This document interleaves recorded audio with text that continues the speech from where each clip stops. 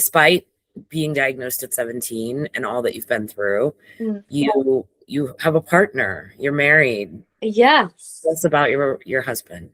Oh, I don't know if he wants to be talked about, but I talk about him all the time. So for 9 years, he's had to put up with it. But yeah, I came out of a relationship, like a young one. That was very much like my youth, childhood relationship, and then jumped into this one with him purely because I had a lovely crush.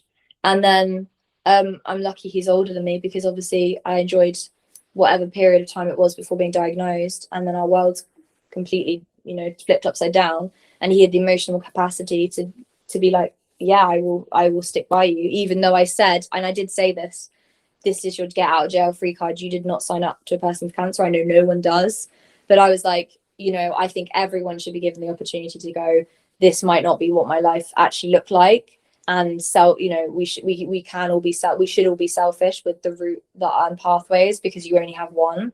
And even if that means letting someone down, and I know that more than ever now. Back then, I think I was just kind of like, oh, if you want to leave, that's fine. Like, this is horrible. And he obviously didn't, which is, testament to him and his character. And he's just stood by me ever since, really.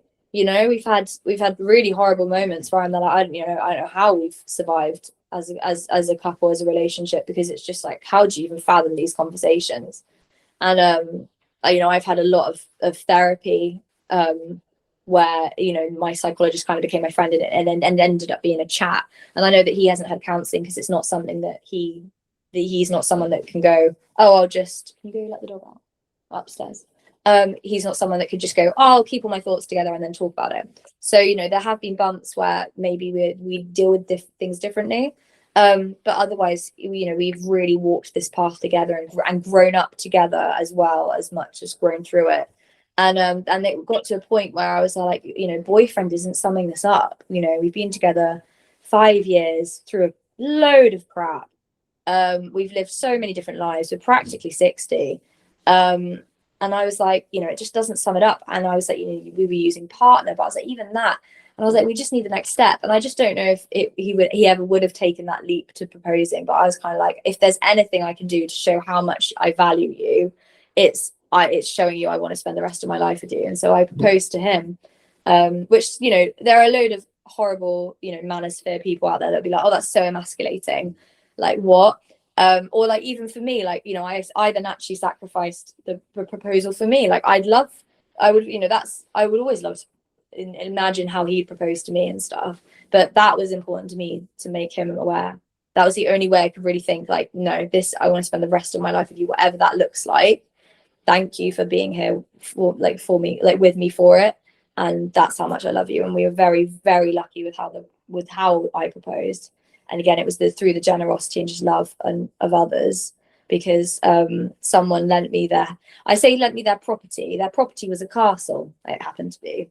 So I ended up proposing to him in a castle for the night, and we had it to ourselves, and it was just wonderful. And that, again, just the generosity of others. And again, our wedding was through the generosity of her, again, lending us her property, and our wedding was there as well. And so it was, if you don't do things and grab life by the balls, sometimes you don't get nice things. So if I hadn't done that, we wouldn't have what we had, looking back now. And I remember being like, when I think this was just before the London trial, and I said, okay, really shit's hit the fan here. I don't want to die unmarried. Like, I really want a wedding, whatever that looks like. And so we were very lucky that, we had 6 months, and it was kind of like, if we'd done it traditionally, God, it wouldn't have happened. And so it was very much a DIY in a castle, somehow coming out feeling like a princess without too much stress. I think it was lovely. And so, yeah, he's a lovely man. There aren't enough words to describe him, even through his temper tantrums. And yeah, he's just, I think everyone deserves a bit of Luke in their lives. And together, I'll name, because my name Verity, Veritas is truth in Latin, and Luke's is light. And so my mum loves to remind us that together we're truth and light. And I like to think that he's my guiding light, and I just speak the truth a lot, and he is still with me yapping all the time, yapping away. So yeah, we work together well.